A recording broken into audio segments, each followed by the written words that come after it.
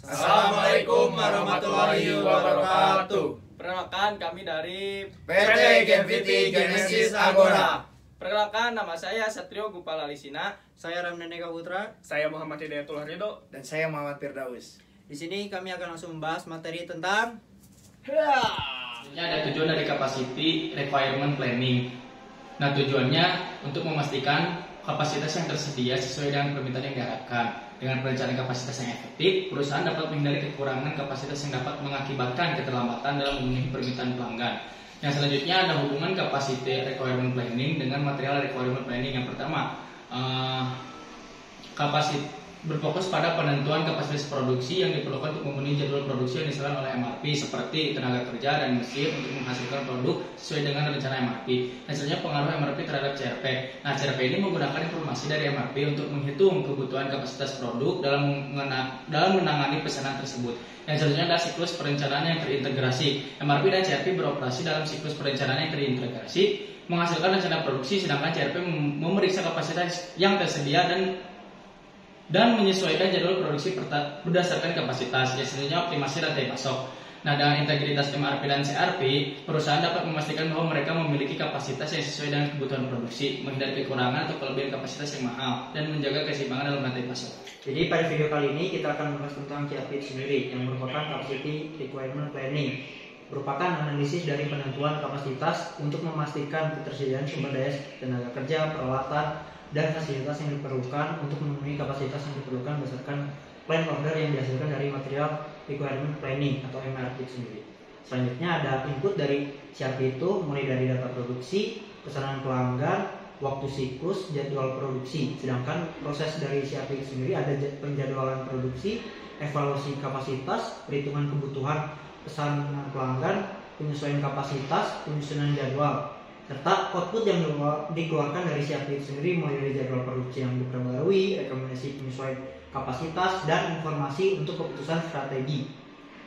Ini ada tahapan dari capacity requirement planning, di mana yang pertama menganalisis permintaan untuk menganalisis pola permintaan masa depan berdasarkan data historis dan pasar dan faktor lainnya. Lalu mengestimasi kebutuhan kapasitas untuk menghitung jumlah kapasitas yang diperlukan untuk memenuhi permintaan. Lalu yang ketiga ada evaluasi kapasitas yang ada, mengevaluasi kapasitas yang ada dalam organisasi. Selanjutnya ada identifikasi kekurangan kapasitas. Jika kapasitas yang ada tidak mencukupi untuk memenuhi permintaan yang diantisipasi, harus mengidentifikasi area di mana kekurangan mungkin terjadi. Lalu ada pengembangan rencana tindakan, mengembangkan rencana untuk mengatasi kekurangan kapasitas yang diidentifikasi. Lalu yang terakhir ada implementasi dan monitoring, di mana melaksanakan rencana tindakan yang telah dikembangkan dan terus memantau serta mengevaluasi kapasitas untuk memastikan bahwa permintaan dapat terpenuhi secara efektif. Lalu apa yang terjadi jika kapasitas produksi melebihi kapasitas perusahaan? Yang pertama, biaya berlebihan. Yang kedua, ada penggunaan sumber daya yang tidak efisien. Yang ketiga, ada stok berlebihan. Dan yang keempat, ada kesulitan dalam pengelolaan stok. Nah, untuk yang terakhir, ada kemungkinan keterlambatan dalam pengiriman.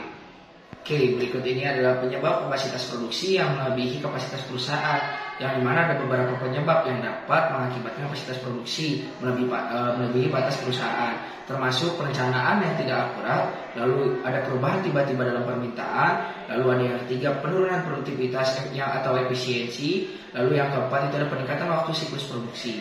Lalu cara yang dapat dilakukan untuk meningkatkan kapasitas perusahaan, yaitu untuk meningkatkan kapasitas perusahaan ada beberapa faktor. Yang pertama, investasi dalam fasilitas dan peralatan baru. Lalu yang selanjutnya ada rekrutmen tenaga kerja tambahan. Lalu ada peningkatan efisiensi operasional. Lalu berikutnya ada penggunaan teknologi. Nah, dan penjadwalan yang lebih efisien. Lalu yang terakhir itu ada outsourcing produksi, yang dimana memindahkan sebagian produksi kepada mitra bisnis atau pihak ketiga untuk mengatasi kekurangan kapasitas internal. Terima kasih telah menonton video kami. Semoga bermanfaat. Jangan lupa di subscribe, like, dan share video ini. Wassalamualaikum warahmatullahi wabarakatuh. Terima kasih telah menonton video kami. Semoga bermanfaat. Jangan lupa di subscribe, like, dan share video ini. Wassalamualaikum.